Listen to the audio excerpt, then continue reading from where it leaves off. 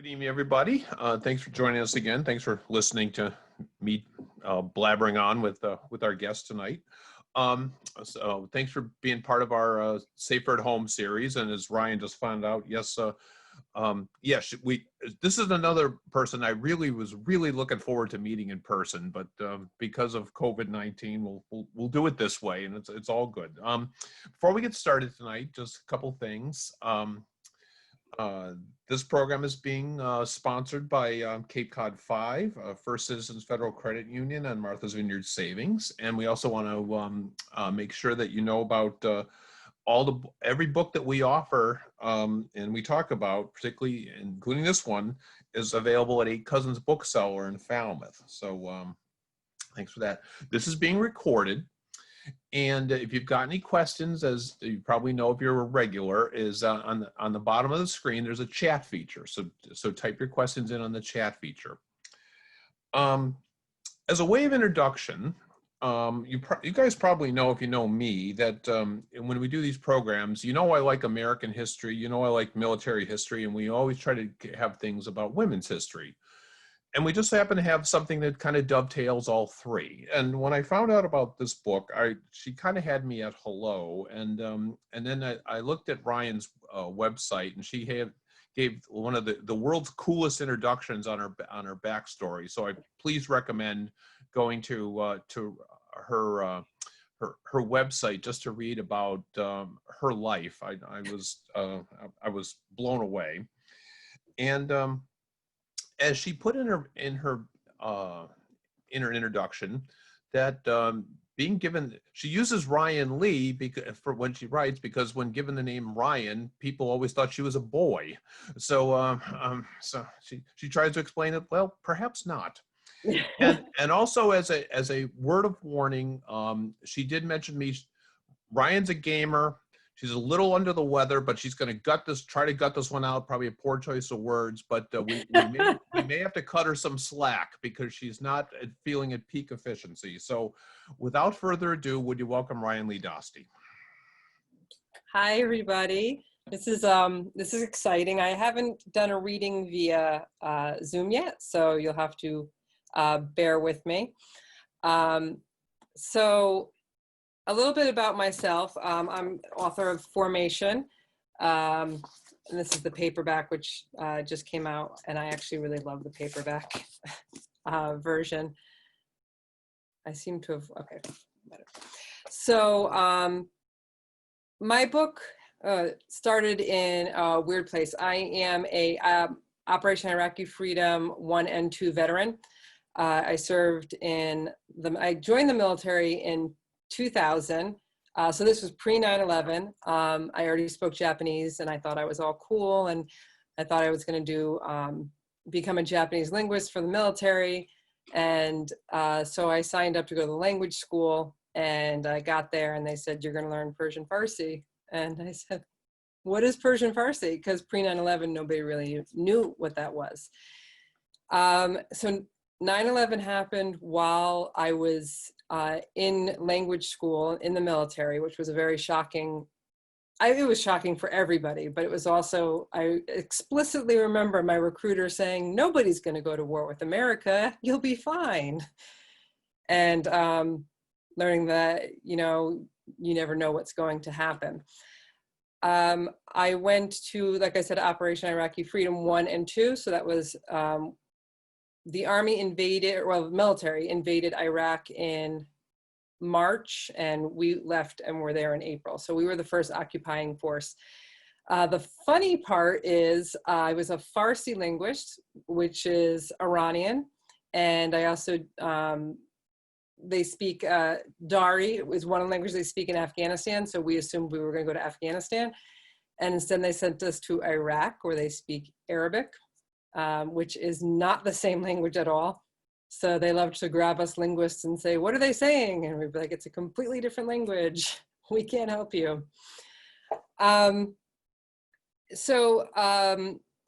That's more of the humorous note of it. But my book actually surrounds or is surrounding military sexual assault in what happened to me And what the book actually starts with, the book opens pretty explicitly with me being raped by a fellow unit member, somebody who's in our company.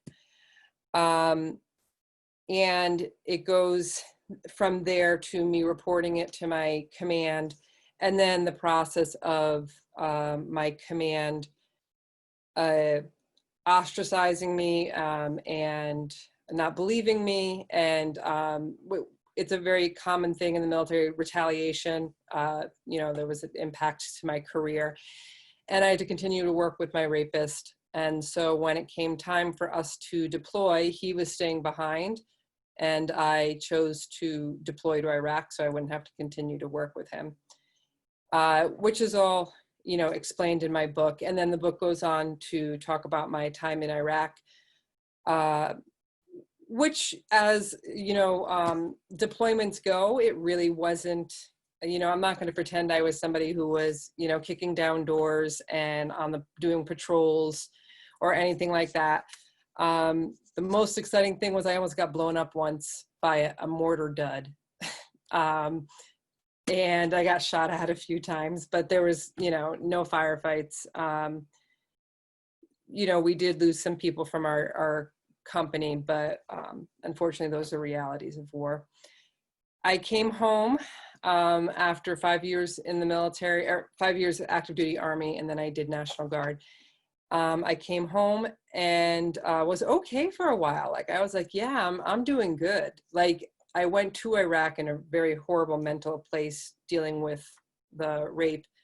And I'm home from Iraq feeling like I really had it together. And all I did was, in Iraq, I learned how to suppress my emotions. You suppress everything. And when you're in that kind of high stress situation, your brain just kind of stays in one place.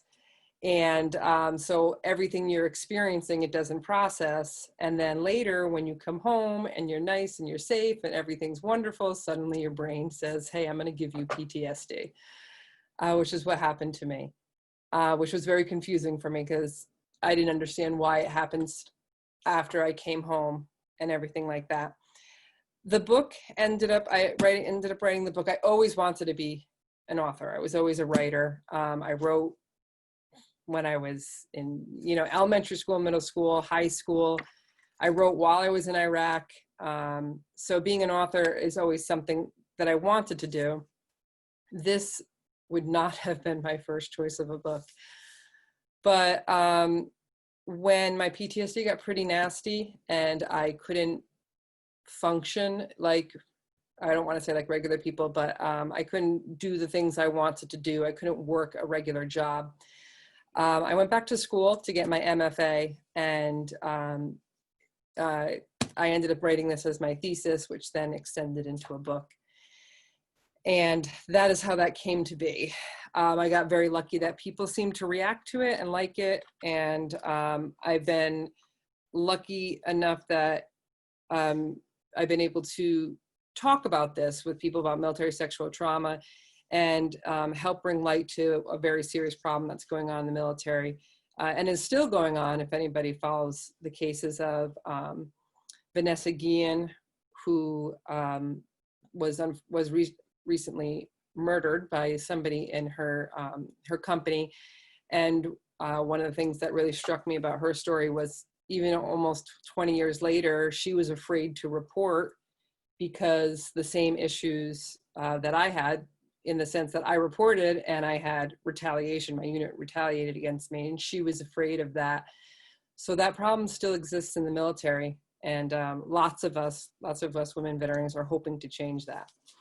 So I can't see anybody, which is a very strange experience for reading. So if anybody wants to turn on their video, I will happily wave. Yay! It's nice to see a face. So what I will do is I will read a little bit, and then, yay. And then if people have, I'll pause, and then if people have questions, I'll answer some questions and we'll just sort of feel it out from there. What I usually start with, so sort of funny story before I read. The first time I ever read was at the Yale bookstore, and I was very nervous, and C-SPAN was there, and I said to my professor, what should I read? And he said, read something funny. So I was like, oh, people love funny stuff. I said, okay. So I read the chapter on basic training. So if anyone knows anything about basic training, it is filled with colorful language, and yeah, lots of colorful language. So, people enjoyed it or whatever. And my agent called me up and said, oh, I heard it went well. Next time, let's, try not to swear as much. So I said, okay. So I'm going to do my best. I try to pick sections that are not as explicit, but are still, I think, powerful. This particular section is after the rape, after I've reported it, and this is sort of the start of my unit retaliation, or what the unit did to me. So I'm going into formation, and literally, name of the book, and this is how it starts. I go to my squad, spine so rigid it could snap. Now, just to preface this, my rapist is also in formation with me. He's in the next platoon over. Sergeant Pelton narrows his eyes at me. Dostie, what are you doing? You're not in this platoon anymore. He points to the platoon on the right. You're in EW 2. I blink dumbly. What? Since when? Just go. He flashes his hands in a quick, impatient gesture of dismissal. Baffled, I step out of uniform and start towards EW2, but I don't know which squad to fall in with, so I slip into the last rank. At the front of the formation, fearsome Staff Sergeant Daniels holds up both his hands in dramatic frustration. What the hell are you doing? You're not in my platoon, you're EW1. Well, Sergeant Pelton just told me I'm in your platoon now, I reply, trying not to let the intimidation seep into my tone. Sergeant Daniels is the alpha badass of this unit. Well, you're not. Get back over there. The first sergeant is getting into place and time is running out as I rush back towards EW1, thoroughly flustered. Dostie, what did I just tell you? Sergeant Pelton hisses. Captain Wells strides up to the front of the formation and Sergeant Pelton can't finish his sentence, instead gesturing for me to get out of his platoon formation as he spins on his heel and falls to attention. I have nowhere to go. I flutter between two platoons, a soldier without a home, a literal army of one. Sergeant Pelton is trying to pawn off the trouble girl on Sergeant Daniels, and Sergeant Daniels is having none of it. This is my punishment and penance for reporting rape, I realize. I wish somebody had let me in on the secret sooner. Never report, never tell. Swallow it whole and let it fester at the bottom of your stomach, because rotten insides are better than this public ostracization. I've fallen at attention in my one-woman platoon at the back of the unit formation, next to platoon leader Lieutenant Davis, who regards me with curiosity, but doesn't offer any guidance. I don't cry, but I want to. I want to scream, but it'll just be another black tally mark against me. Look at that psycho girl, crazy, crazy Dostie. So crazy you just know she made it all up. I try to push out the dull drone of Captain Wells' voice, that slow, insipid drawl, just like the man, and my lips start to curl in anger, as it always does around Captain Wells, at the commander who said nothing, who has said nothing, done nothing, who steadfastly ignored the girl who reported rape, perhaps hoping that in doing so, she would simply disappear. Just as I start to feel a slow burn of rage, I catch a sight at the corner of my eye. My rapist is here. And just like I always look for him, he looks for me too. He finds my new ousting oh so amusing. I can't look at him directly. I'll never be able to, but I could see his grin. He elbows his friend, jerking his chin in my direction. The other soldiers let out a sharp bark of laughter and passes on the information. Jab, point, stare, laugh. Rolling down the line until an informed group stares back at me with narrowed eyes, snickering hard enough that their shoulders shake with the effort of silence. I dig my nails into my palms, but the pain does little to relieve the weight against my chest. I labor for air, leaning slightly to the side, as if the minute inches will somehow save me. I don't move my feet, won't leave formation, can't leave. I raise my chin to breathe, shaking with the effort not to let out a loud, wet sob, a sound that would roll over the formation, snake round and round all those male heads, settle between male ears, and sound so very feminine, so terribly weak. I fight not to scream, not to run. I am trapped in a formation of me, myself, and I. I contemplate running, really running, ducking out of formation and sprinting, stripping off camo, Gore-Tex, boots to my green Subaru and putting miles between me and this place. Long, heavy miles where Fort Polk would become smaller and smaller in the mirror. I could go up to Maine, to my father's place on the Canadian border. It would be nice up there under the shade of tall trees, quiet, no people, no questions, just snow and pine. I fantasize solitude until I remember my security clearance and that this is a time of war. The FBI would be notified within 24 hours of my absence. I wouldn't be given the regular 30 days, and it would be a federal offense, made all the more criminal because of the hundreds of thousands of dollars the government wasted on training me as a linguist. AWOL isn't a viable option, not unless I want to end up in a small black prison in God knows where. I hear him and his group laugh though, and for a minute I pause and wonder if a distant prison cell would really be all that bad.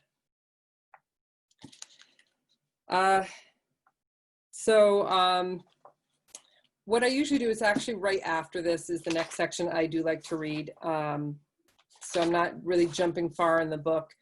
But the reason why I go and read onto this section is the Criminal Investigation Department, the CID, they're the ones who investigate any kind of crimes and like, they worked really hard to, discredit what I was saying. And after I'd written the book, I had a lot of people reach out to me. And also I began to just seeing a pattern in general, lots of sexual assault victims saying that when they reported something, the person in authority just tried to downplay it, tried to get them to say it was something else, and worked really hard to make it sound like they were lying or that it wasn't a big deal. So I read this because this is my story, but it's just one of many, unfortunately. The investigator finally reschedules our interview. He sits me down in an interrogation chair. It feels like an interrogation chair. His dark wooden desk is huge. He sits calmly behind it, papers meticulously stacked in front of him. A tape recorder whirls between us, loud in the tense silence. I am huddled in a hardwood chair, arms wrapped around my knees. I look like a child, I know, fists clenched around my uniform pants. I feel like a child, tiny and fragile, staring at him as he stacks the papers and begins. The first few questions are easy enough. Where had I been? How had I known the analyst? How much did I drink? Then things took a turn for the darker, and without looking up and no real warning, the investigator asks, "Do you feel he raped you?" I cringe at the word. It hangs in my mouth, heavy and taking up space. I can say all your four-letter words. Just don't make me say the R word. I hate this, saying it out loud to people in power who judge me for the word used and resent me for making them face its implications. I swallow the word instead and say yes. He finally looks up and I see the first breath of fight in him. So you said no. It's not a question, but an assertion, a natural ending to his sentence. My brow furrows slightly. I said I didn't know who he was, and that I didn't understand what was happening. I told him to stop, but well, sometimes when I drink, I get confused and maybe I said it in Japanese. I watched his face darken and I rushed to add, because like in Japanese, you can say whole sentences in a few words. Do you know what I mean? It's hard to explain, but I just switch over sometimes if I've had too much to drink, sometimes. My Japanese had triggered his Spanish. The snarling of kaete in my ear is suddenly loud and persistent in the back of my skull. I shudder and look down at my hands, feeling like I've been punched in the gut. But you didn't say no, he pushes. I don't know if I said no exactly, but I did say stop. I said I didn't know what was going on. I pause, mouth dry, trying to figure out why my heart is racing suddenly. And I add, I pushed at him, like pushed him away, or I tried to. So you think he raped you? Yes. Are you sure? Yes. But you didn't say no.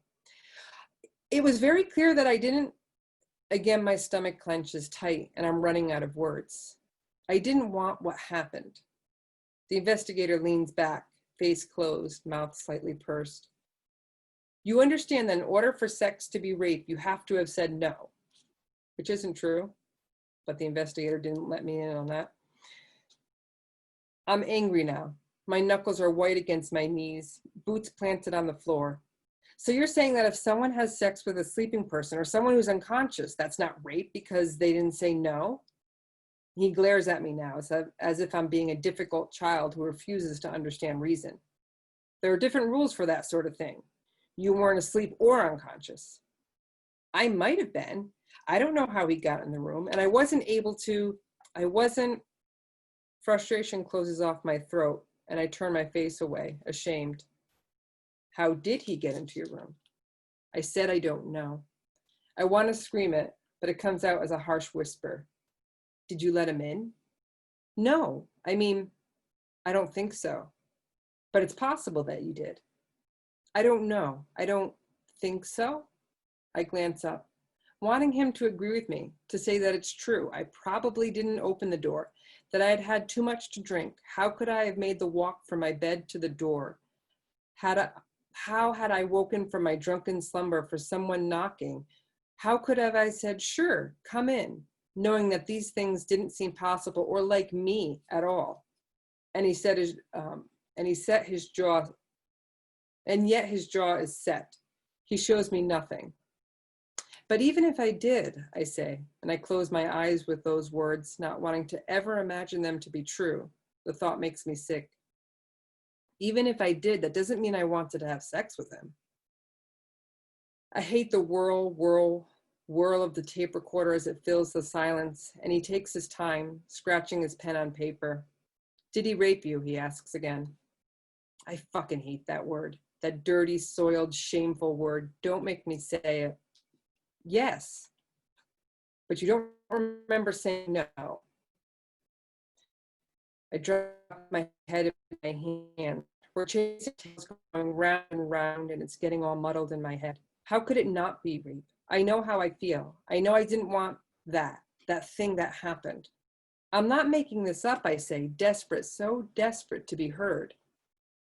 Did he rape you? He asks again and again. Round and round we go. I'm lost, so thoroughly turned about that I've given up trying to orient myself. I can't find north. I break. I don't know what it was, I say, but I know what he did was wrong. He writes clear and hard on the paper, and funny how that sentence is the only thing that makes it into the official report. Let's see. So, yeah, so essentially what happened was after that, and with a lot of the report, they changed a lot of things that were said, and I talk about it in the book. When I receive the report, I read it once, or it partially once. I threw it out because obviously I wasn't thinking. I was so upset. I threw it in a public trash can. And then like a year or some years later, I wanted a copy of it for my own records, and they had mysteriously lost it. Like, just, it's gone. They lost my rape kit. They lost the report. They lost any evidence whatsoever. The only reason that I had proof of anything that happened was people from my unit.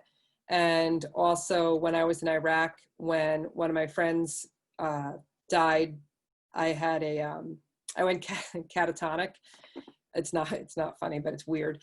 And I happened to tell the doctor that this was how I dealt with trauma, that I just sort of shut down, and that was happening since the rape. And she happened to write it down, and that was the only thing that made it into my official report. So that tells you what the Army thought about that. I'm going to move on to something a little lighter. Normally I read another section where that sort of is I'm not going to try to speak.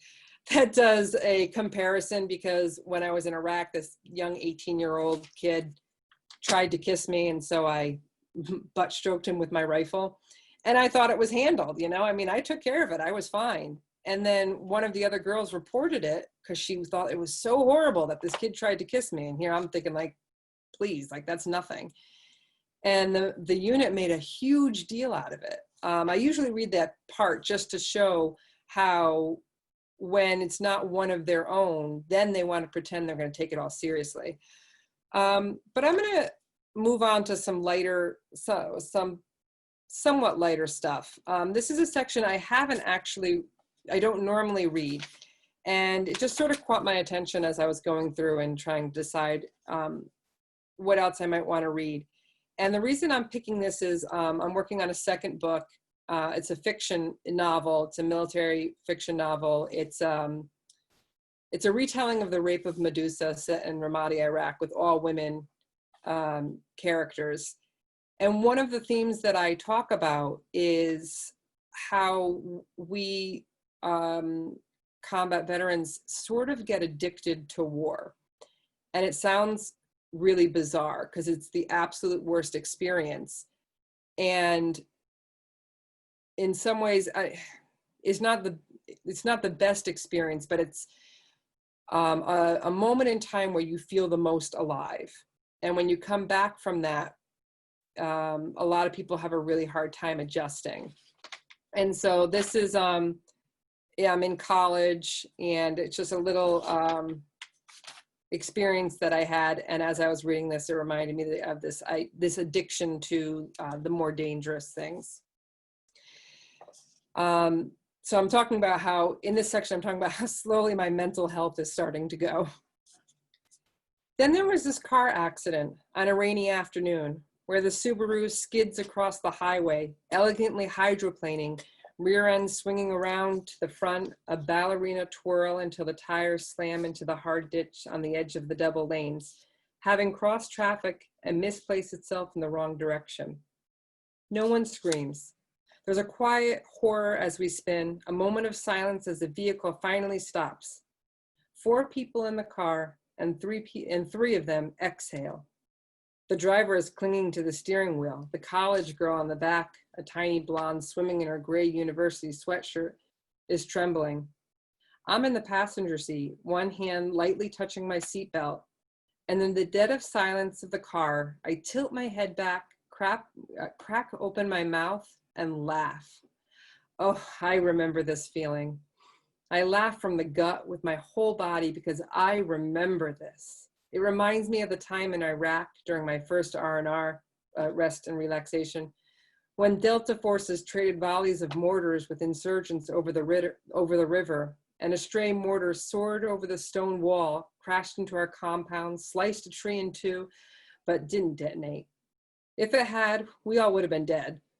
We crowd around the dud shell, marveling at the shattered wood, the way it planted itself deep into the soil but never exploded, and commented on the kill radius, which expanded way beyond us in our little stone bunker.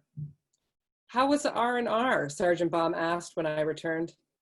A mortar hit our compound 30 feet away from us, but didn't explode, I gushed. We almost died. Because almost dying is bragging rights. I laughed, he laughed. And so now I laugh. The driver turns at me, appalled, jaw a little slack. "Are you okay?" he says. "I'm fine," I giggle, fist pressed against my lips as I try to swallow my laughter. "She's in shock," says a guy in the back, and that almost puts a damper on the mood. I swing around towards him. "I'm not in shock," I snap. "I know what shock is, and this is not it."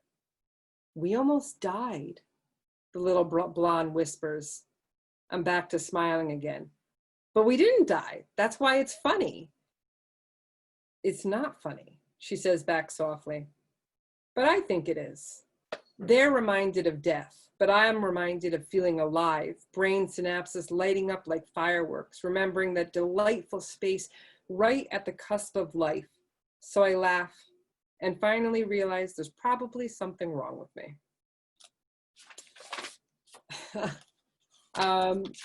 Let's see how we're doing on time. I'm going to read one little last section, then hopefully I can open it up to, this is actually a very short section, hoping I could open it up to questions, discussions, thoughts, complaints, anything that you guys have. I like to end on this because it's a slightly happier note. It's not the end of the book. Actually, things get a little dark after this, but it shows the complex feelings I have for the military, or that I had at the time that I wrote it. So this is me talking about in college and trying to navigate civilian life, college life, students, and that sort of thing. Then there are the young women who look at me strangely, in awe or horror, as if they don't know how to process me. I stand outside their boxes. They can't decide if I've bravely defied the machine or if I've been cowed and indoctrinated by it. "Is it even any place for a woman?" some ask. "Would you suggest I join?" ask others.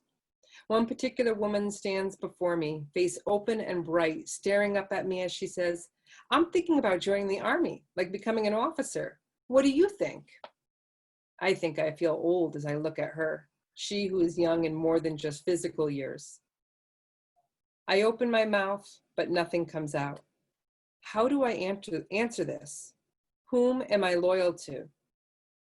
Do I side with the pride of the uniform, the love for the service, for those years that made me hard but strong, with the love of flag and country and the brothers and sisters I stood and fought beside? Or should I be loyal to my sex? Should I tell her about the darker things of being a woman in uniform while standing with those brothers and sisters? Should I warn her about what the love of flag and country will cost her? Instead, I stutter, "It'll either be the greatest thing you ever do or the worst," which isn't an answer at all, and the girl knows it. She tilts her head at me, frowning.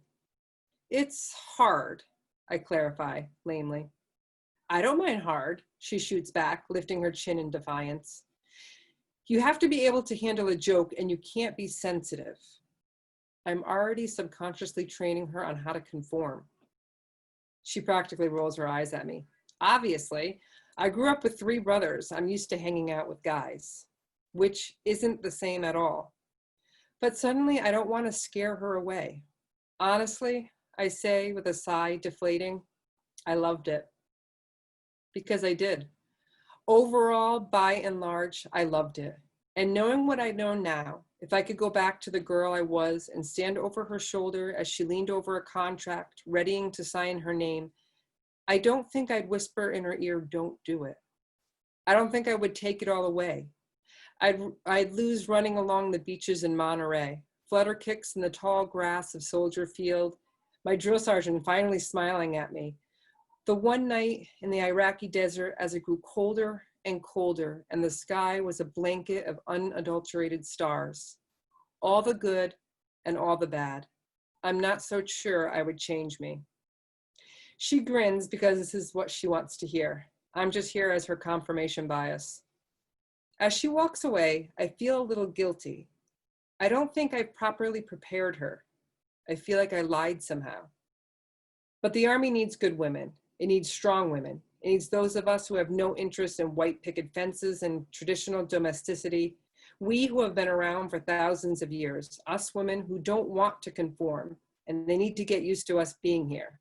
We're not going away. We're not going to let them win this one. So I always feel like that's like a slightly happier note to end on. So I'd love if anyone has any questions, thoughts. That was awesome.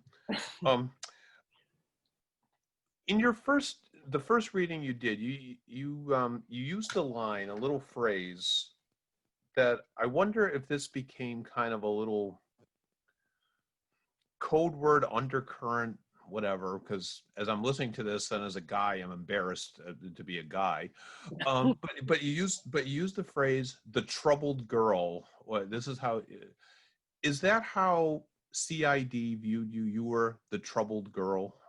Oh yes. Okay. I mean, not just CID, my unit, anyone. It's, you know, and the funny part is, when you talk to other women who've in the military who've talked about this, it's not just me who uses that kind of terminology. The girl who causes trouble, the one who makes problems, that's who we're afraid of being.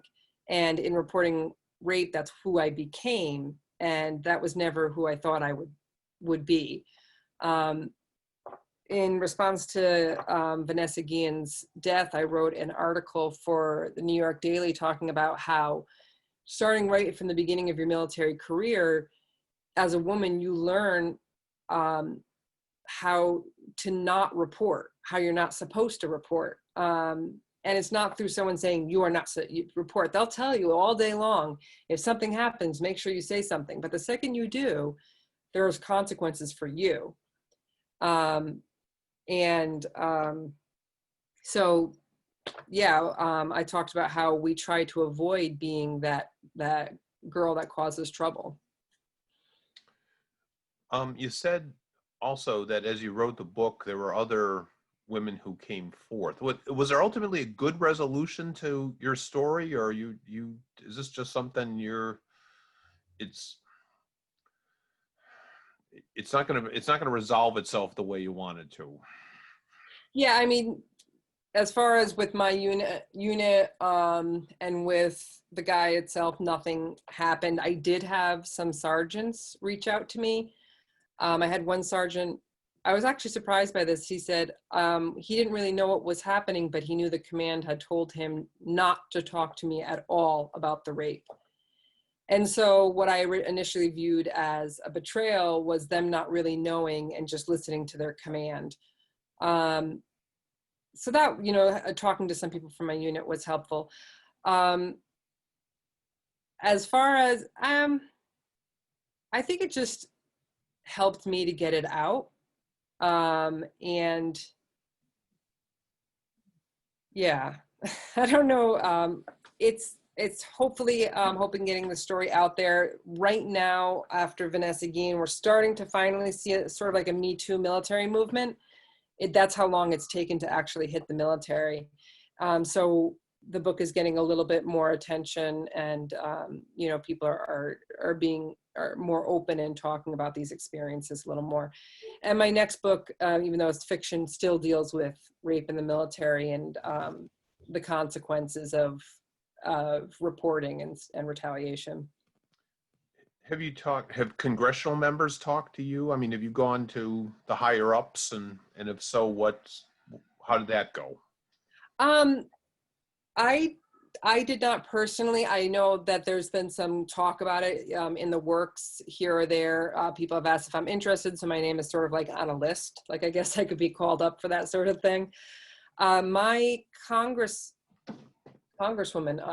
I think, yeah, Rosa DeLaura here in Connecticut, when everything initially happened, my mom reached out to her, and she actually her office reached out to me. But at that point, I was so like crazy and so over it. Like, it was literally, we were deploying in like 2 or 3 days, and I just didn't want to deal with it anymore. And so I didn't even like respond to her office. I was like, yeah, I'll call you back later. And I didn't even take their phone number down. And a part of me really regrets that. I think there could have been more action, more consequences for those who did wrong and maybe had made a difference earlier. But, you know, you can only react how you are mentally in the moment. So, Well, you seem incredibly upbeat, just as a happy person. So, I mean, you're now married. You're a mom. How have you navigated civilian life since this? And was this book cathartic for you? um, the book definitely was cathartic. I think that's something the military teaches you, is how to deal with really dark content with humor. We use humor to deflect a lot, and I think that somehow just embedded itself in my personality. So as far as dealing civilian life, like, I joke, but I'm not really, like, I'm pretty like high level crazy. Like, I have pretty serious anxiety and depression. And I do my therapy. I have really great, the VA in Connecticut is really great. The book helped me because it helps me talk about it. One of the things the book did that I really liked, that I didn't anticipate, it's one thing to talk about rape, and it's one thing to say I have PTSD, but I wrote about what PTSD feels like for me. And that was something I didn't talk about. And it talked about the types of anxiety it was, the reason why I couldn't work a full normal job like most people, which for a while was a huge, very shame. Like, I was very ashamed. Like, I was like, why can't I work, a normal job? All these dreams, I wanted to be a college professor, and then I couldn't do that. So I was like, oh, well, I'll teach history, because I was an ancient history person. I taught history for a year and lost my mind. And I'm very grateful that I'm still here. Suicide is unfortunately a problem with veterans, and I did come up against that a couple times. At this point, I'm just learning to navigate. I know when I have my triggers. I know when to reach out for help. I get along with civilians a lot better now. The book talks about how in the beginning it was a hard time. I think for women coming out, it's hard. We're more aggressive. We lack our usual filter that's expected of young women. I scared away a lot of men. I married a Marine, so. That sort of has calmed down over the years. But yeah, I'm really glad I wrote it, just being able to talk about these things. Have there been other people that you've run across, or I'm sure there's been other women that have come to you, or have there been any guys that have said, I'm ashamed I didn't report this, or what's been the reaction towards you? I've had an outpouring of people write me. I think that's the really kind of cool thing about social media these days. People will write you on social media at a private message and will pour out their hearts, and they usually they don't expect the author, I think, to respond. And I always read, and I always take, I want to respond. I want to engage with them. So I've heard a lot of stories, a lot of heartbreaking stories. And some of that is, it's hard to take on. But some of these women just want to talk and just say what happened to them, even if there's no resolution. They just want to say, hey, this happened to you, this happened to me. I don't feel alone. I had one woman who wasn't military, but she wrote that my reaction talking about rage, I had, I don't know if I'd say rage issues, because I feel like rage helped me survive for a while. But my reaction being rage and embracing my anger was not something that she had read about when people talked about rape. And she said that in that aspect, she'd never felt more seen.